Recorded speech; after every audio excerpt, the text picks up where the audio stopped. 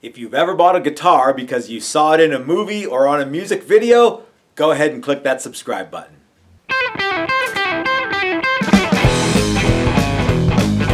Hey everybody, this is Matt. Welcome to Texas Toast Guitars and thanks for joining us for another video. Today I thought we would do something kind of cool. I have a Telecaster body and neck and a bunch of parts, and I thought we'd go ahead and start to put it together. One, because if I put Telecaster in the title of a video, people are more apt to watch. And two, if it's just me talking about Telecasters, people go, hey, shut up and make something. And three, well, I ran out of ideas. So this was something that had to get done. So double happy meal for me. Anyway, let's take a look at some of the parts and let's just dive right in. Before we do, the Telecaster, of course, is an iconic guitar. I'm not going to dive into the history of that. You guys know probably more about it than I do. This is not a Fender Telecaster, so we really should not be using that name. This is going to be a version of our daily driver guitar.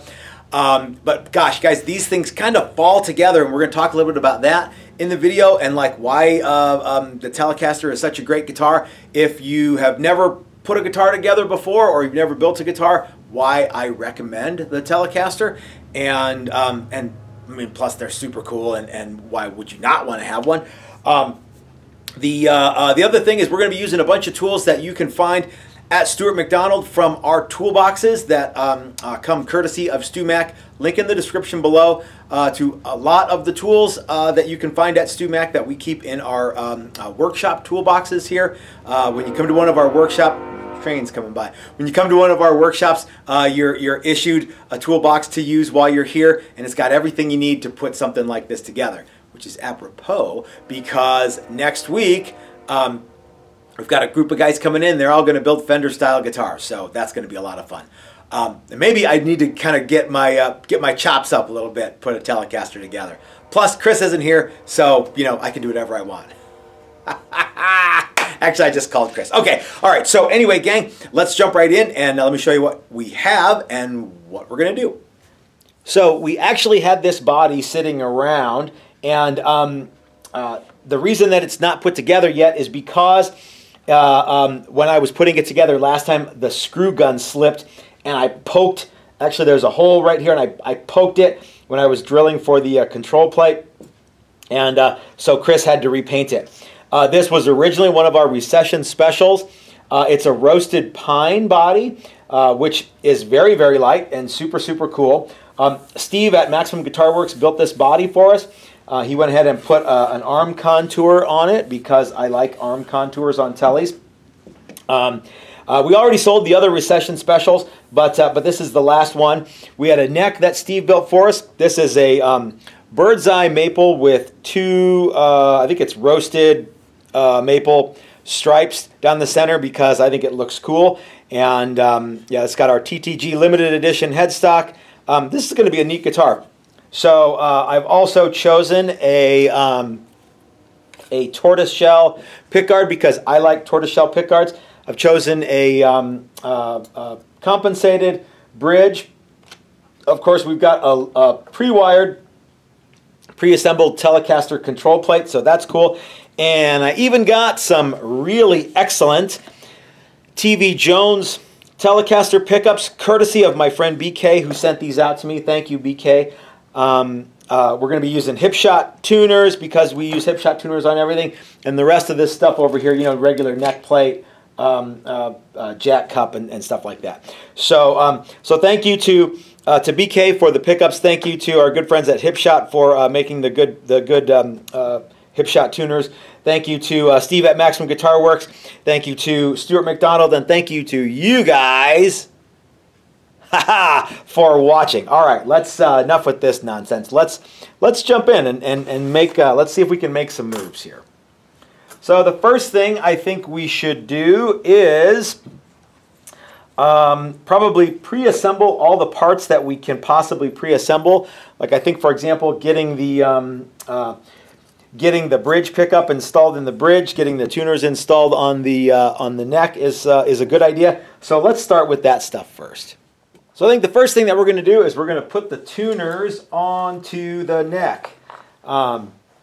So when we get these necks from Steve, they are ready to go with whatever tuners we want.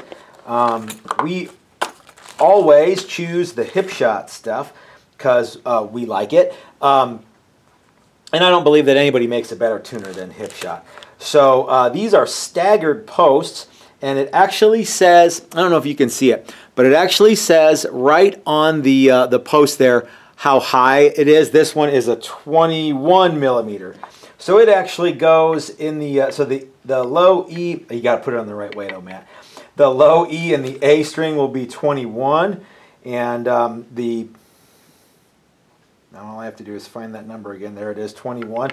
The D and the G will be the 20 millimeter, and the B and the high E will be 19. And that is the reason that that you want a staggered set of tuners is because that way you might get away without having to have a string tree. That's a pretty big maybe, but you know, you never know. Okay, so these guys just simply screw on here. Now, if you are so inclined, Steve, when you buy a neck from Steve, he will absolutely make you a neck that's got all the screws and stuff, or I'm sorry, all the holes for the screws. You might have noticed that the holes for these little guys are not on the back, and I specifically request from Steve to not have those done, but you can have anything that you like. Okay. And then we'll take a 10 millimeter driver here, and we'll just kind of snug these down before we locate and drill for the. My hand is probably right in the way. Before we locate and drill for the little set screws. Okay. All right.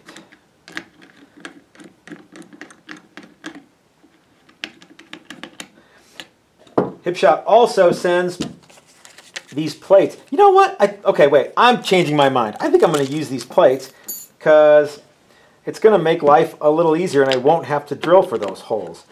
So I realize, though, guys, that I just went through all this work. But let's... I changed my mind. Sorry for the long format video that this is going to be. If I keep changing my mind through the process of the video, it's going to take even longer than necessary to get this darn thing done. Okay, I'm going to separate them because they're staggered. Now what we're going to do is we're going to put the these little plates here. I really dig these. They have little feet that stick up, and they engage the sides of the tuner and keep it from wiggling about, which is neat because then you don't need to put screws. Now, you do need to get it going the right direction though, Matt. So imagine, if you will, why you would want to have or to use these plates. Well, say you have an old guitar that you want to that you don't want to drill a bunch of new holes in. Well, this is a cool way to retrofit modern high-quality tuners to a guitar that you dearly love and don't want to drill a bunch of new holes in.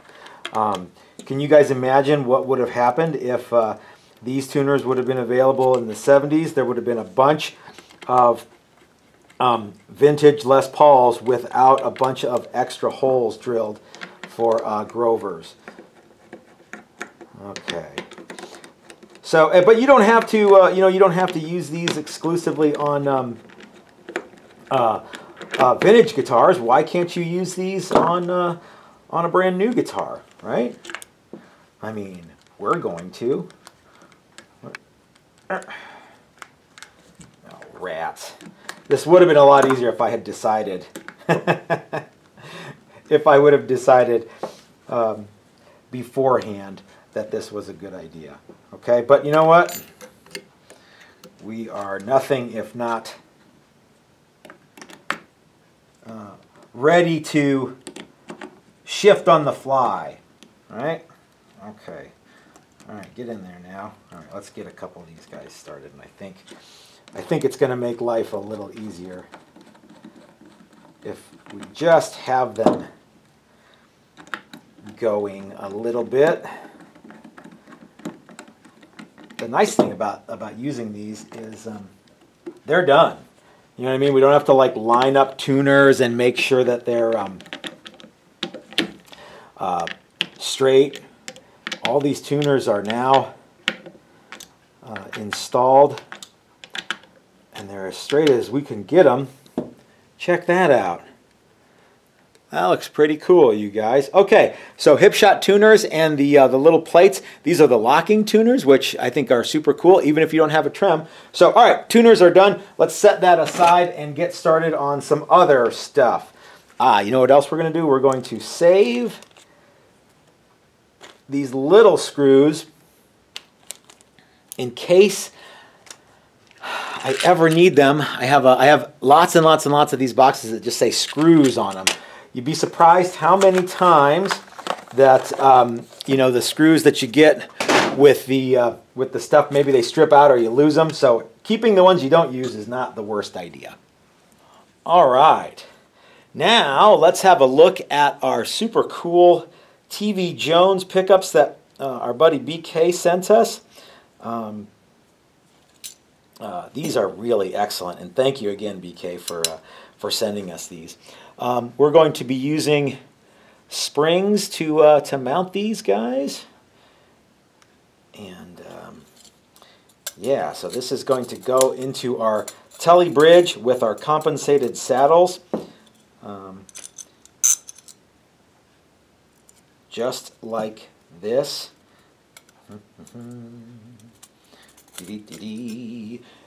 This is absolutely the wrong screwdriver to use. Know how I know?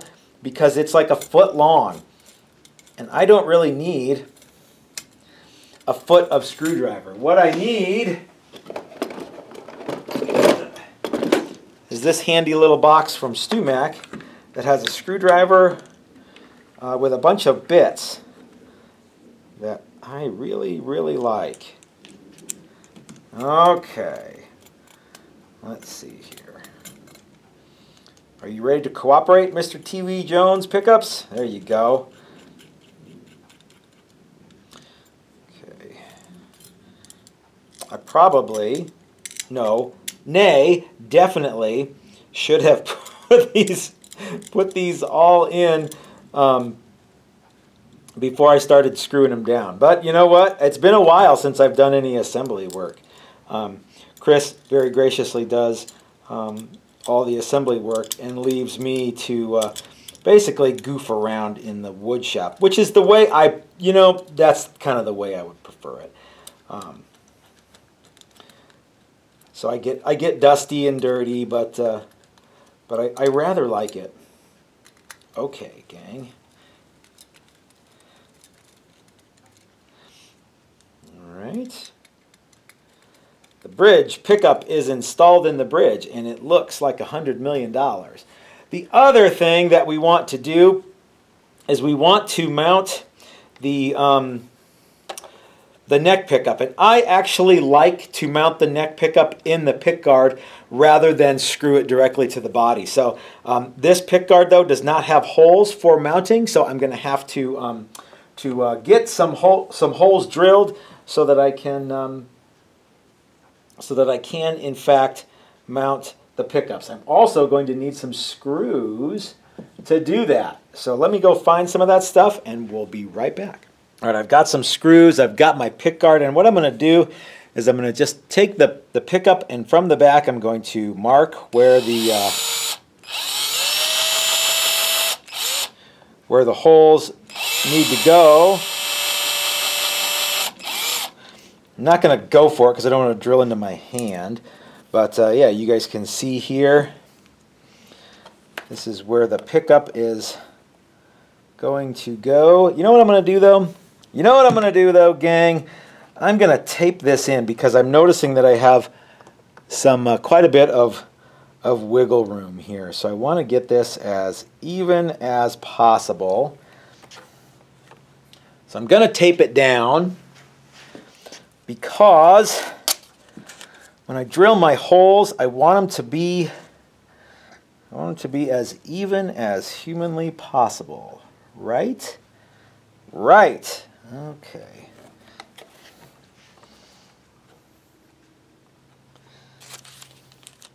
So just put a hunk of hold it there masking tape. Wow, good job, Matt. That looks like a drunk guy did that. Okay, one more time.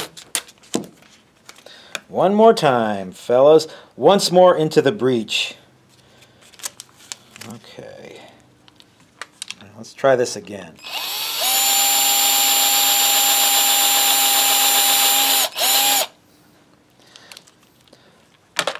Very glad I did not drill into my finger. Okay.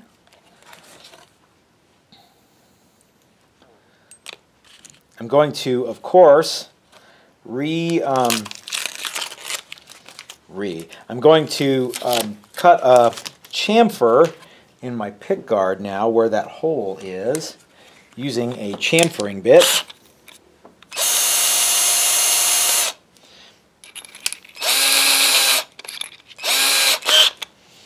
That'll make everything nice and clean.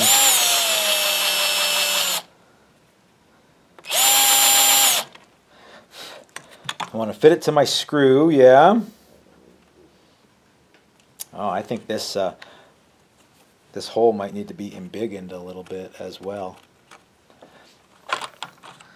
Not the worst idea. Very doable.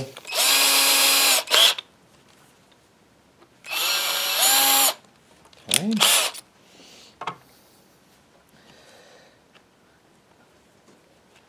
And we'll test it out here.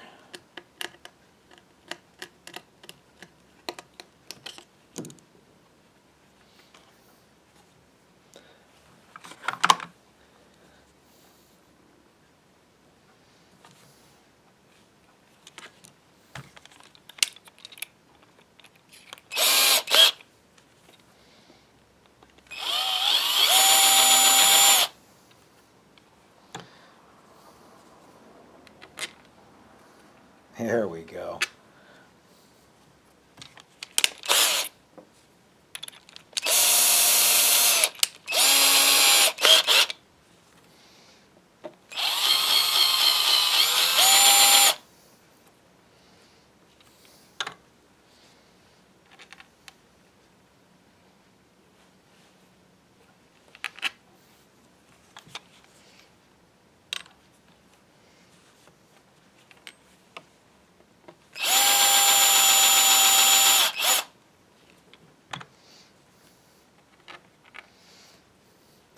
Excelente. All right.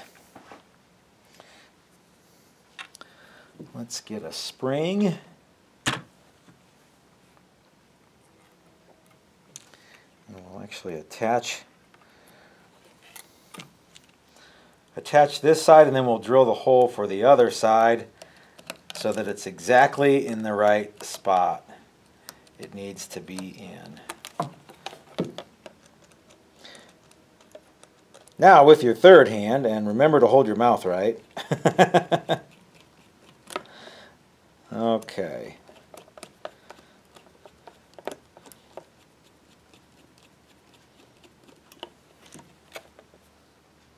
That looks cool. Again, I'm going to start with the smallest bit because I can always make the holes bigger. And remember, I'm not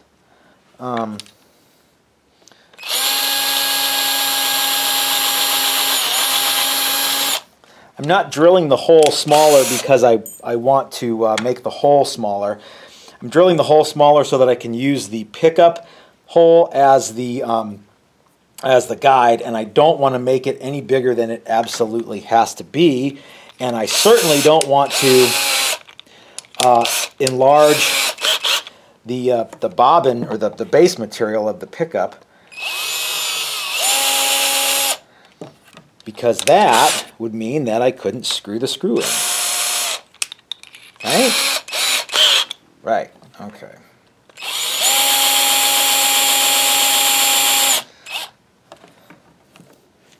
When you're using the cone-shaped springs, I always like to put the bigger part of the spring against the pick guard, and that's just the way I do it. You guys can do it any way you want, but I like to have the smaller part of the spring touching the pickup because it's smaller and the pickup is smaller. Okay, that looks great, you guys.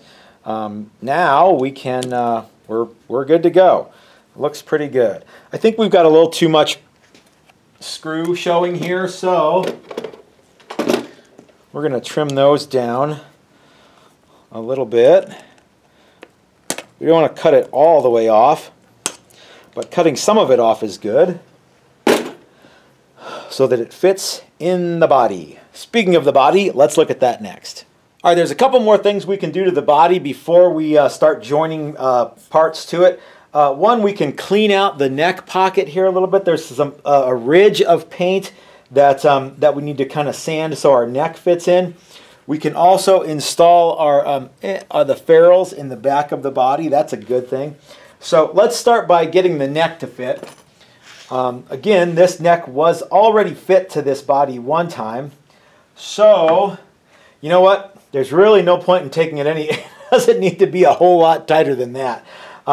It's nice and snug, but the man, be careful, guys, when you start pulling necks out of bodies, because you can get the paint to come with it. So relieving some of that paint line that got there as part of the finishing process might not be a bad idea, and it doesn't take long. Okay, and look at that. See how when we had this in here last time and I let go of the neck, it just stayed. Now it kind of rides up a little bit, meaning that it's not as tight as it was.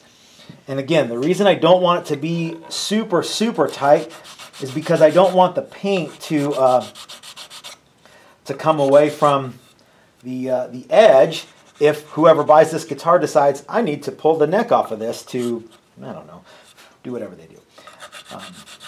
Okay, so getting rid of some of this paint in the neck pocket is a good idea. Look at that. All right, I think that's about perfect. Okay, so neck pocket is ready to go. The next thing that we want to do is install the string ferrules. And remember, somebody put this guitar together without and didn't do a very good job last time. That somebody was me. So these ferrules were already in here. So I really just need to press them back down. I'm going to get a tool that will help me do that, and I'll be right back. Okay, I've got a little centering punch here, which is what I like to use. And we're just going to tap them right in. All right, I hope I'm not blocking the camera, but you guys get the point. You can also use a press to press these in. In fact, I would encourage you to use a press, but you don't have to, right? It's not like these. First of all, this wood is again pine. It's pretty soft. Second of all, these have already been installed one time, so I'm not too worried about them going in. Yeah. But yeah, use a press if you've got one, and yeah, if you don't, then I guess don't. Okay, so the next thing we want to do is sneak our bridge into the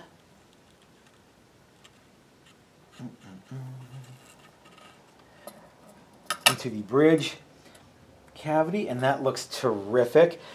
You might notice that I did not use a bridge ground on this. The reason is because the pickup has a metal plate on the bottom of it, and that metal plate is joined to the bridge with these screws. So we should have conductivity between this screw and this plate here. If you don't believe me, I'll go get a multimeter and show you. All right, we are going to test this now. When this probe here touches this probe here, it makes a conductive sound. So if you put this end on a piece of metal and this end on a piece of metal, it should be conductive. Okay, so what I really want to see is if I'm touching this screw to the plate, obviously it's going to go. Let's see if our ground wire.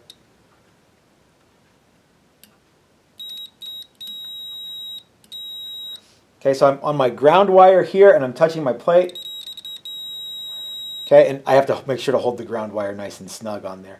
So my ground wire from my pickup is conductive to my bridge. So I don't need another ground wire. Okay, you can certainly put one there if you want, but you don't need to have it unless you just really, really want to. Okay, now we're going to feed the wires from the pickup to the control cavity. A lot of people have asked me in the past, why don't you just make this hole here go to this hole here instead of having this slot? Because I don't want to use a pick guard. Well, yeah, because, you know, take that up with Leo Fender. He's the guy who did this first.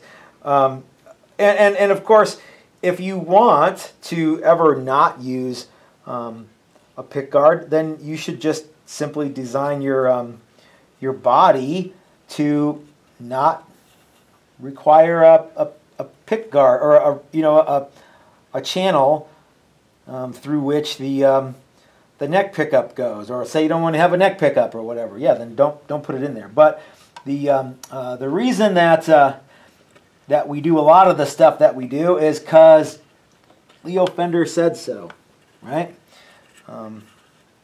Frankly, come on now.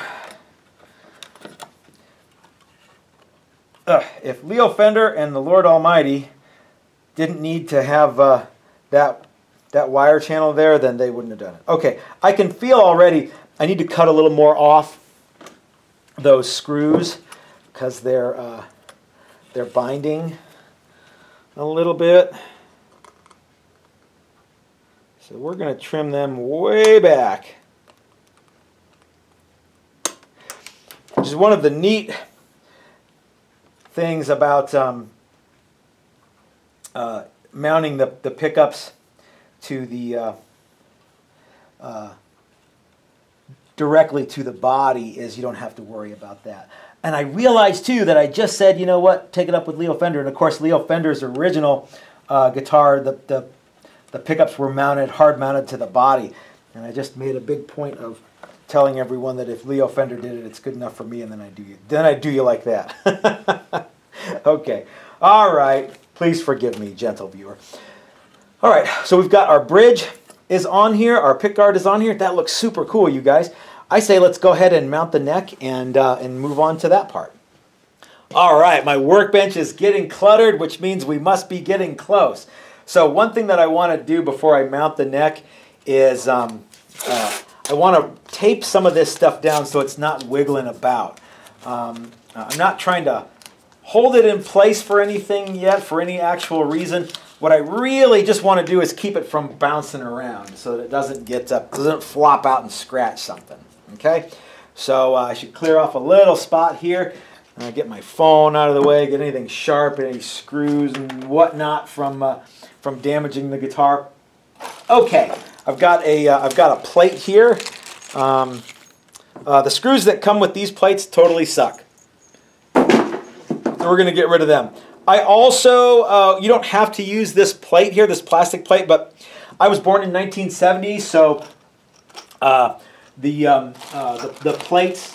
Well, I was born in 1970, so I grew up in the 80s, and having the plate on here reminds me of some of those cool guitars that I always loved from back in the day.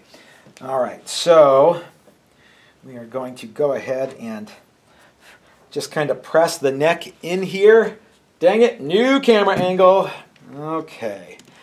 One thing I want to do, guys, is add some wax and add some power. And of course I have to do it one-handed because that's just the way it is. So I like to get these guys started. Whoa! Add a little bit of this screw wax here. I always tell everyone we can make a lot of money with this at the old folks' home. Okay. These dudes in. This is going to be a neat guitar. Let's put this one. Let's get a little wax on this guy too. Come on, baby. All right. All right. Get in there. The wax makes a big, big difference. I don't care if you're using wax from a candle or wax from your ear. It makes everything go in a little nicer. Okay, I'm going to use the, I'm going to add some power here. I'm going to use the extendo bit from the StewMac kit and put the driver in it, and we'll attach the neck the rest of the way.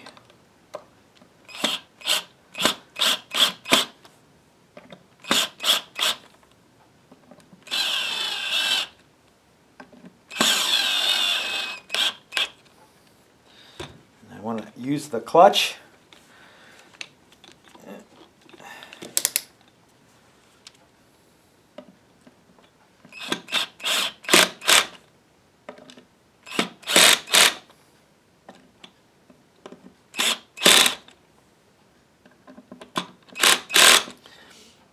All right. There's some little white cootie on my neck right there. I want to get rid of that. Okay, but before we go any further, guys, I want to talk to you about using your drill, whatever drill you have. This is just one from Harbor Freight. If you utilize the clutch, I want you to see something here. The bit doesn't turn anymore. Okay, so use the clutch when you're installing pieces, especially like neck bolts.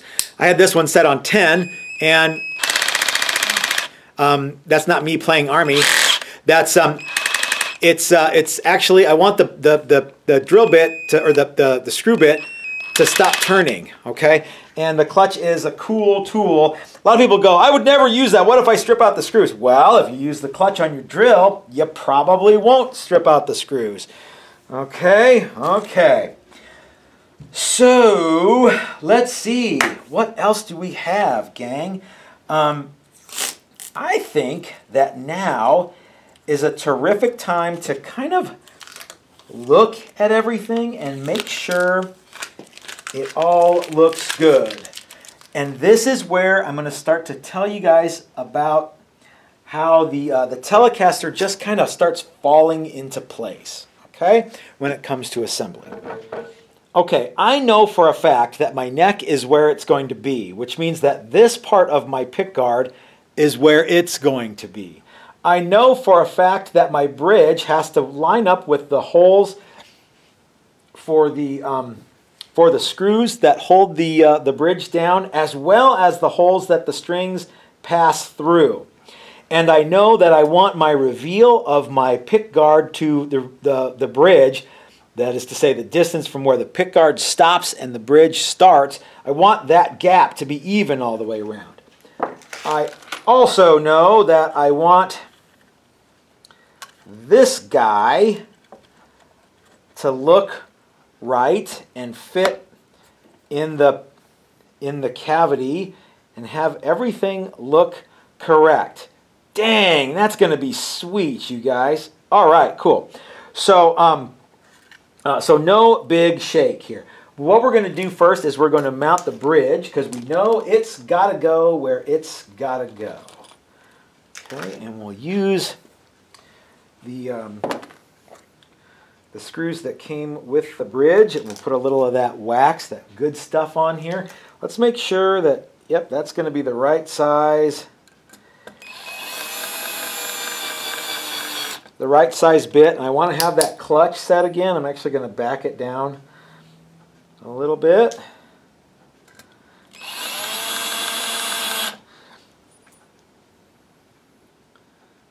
Okay, again, I'm just putting a little of that wax on the screws here, and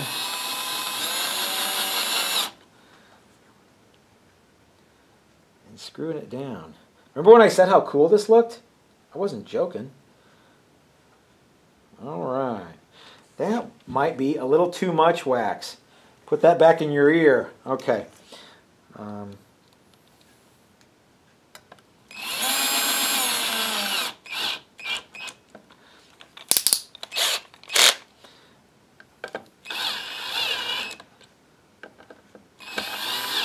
This pine is soft, soft. Okay. Looking good. Looking good, Mon. All right, now remember what I was saying about how this guitar already had some screws holding stuff together? Well, one of them is right here.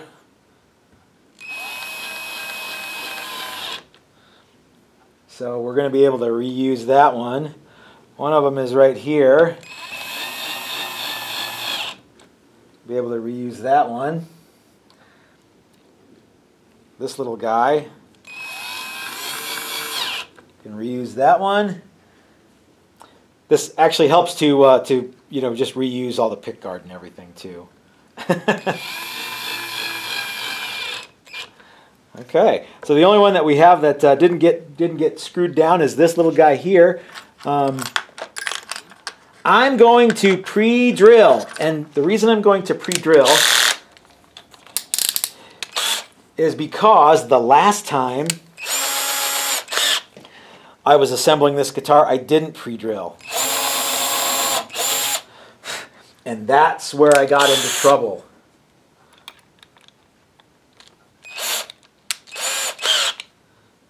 Okay. Woo-wee. All right, that looks pretty good. Okay. The next thing that we should do, we should put our jack cup in. Because, why wouldn't we? Well, there's actually a number of reasons why we wouldn't, Matt. But I do want to talk about that, and I kind of want to wrap this video up so you guys aren't sitting here for 5 hours watching me put together a Telecaster. That looks pretty good.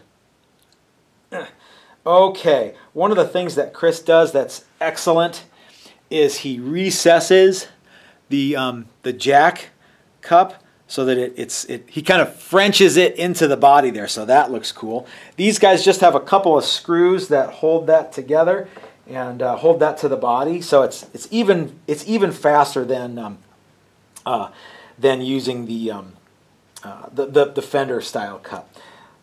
We should probably go ahead and see what this is going to look like. Oh, it's going to look lovely. That's what it's going to look like. Fine, sir. Let's put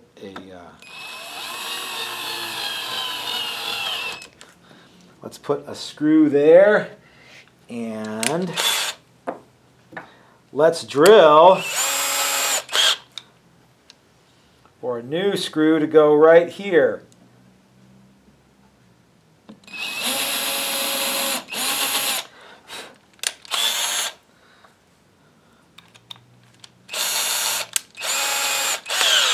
Yes! Excellent. Okay. Very good. What do you guys think? Ooh la la, get a load of this, you guys. This looks woo, it's bouncing off the light and refracting and hitting me in the eye. This thing looks super cool. So the only things that we have to do, maybe this will be in video part 2, is we have to get a nut cut for it. We have to get strings put on it. We have to get everything wired and soldered, and we have to put the jack in. But this one's almost ready to go, and it looks really excellent. So thanks for hanging out with me while I did some kind of assembly work on this Texas Toast Daily Driver. If you would like to have this be your guitar, please send me an email and say, hey Matt, how much for the Daily Driver? I think we're going to sell this one pretty reasonably. I think that with TV Jones pickups and a case shipped to anywhere in the continental United States, provided I still have it, let's say, I don't know, $14.99. Dang, that's low. I can't exactly go back though. Okay, so again, TV Jones pickups,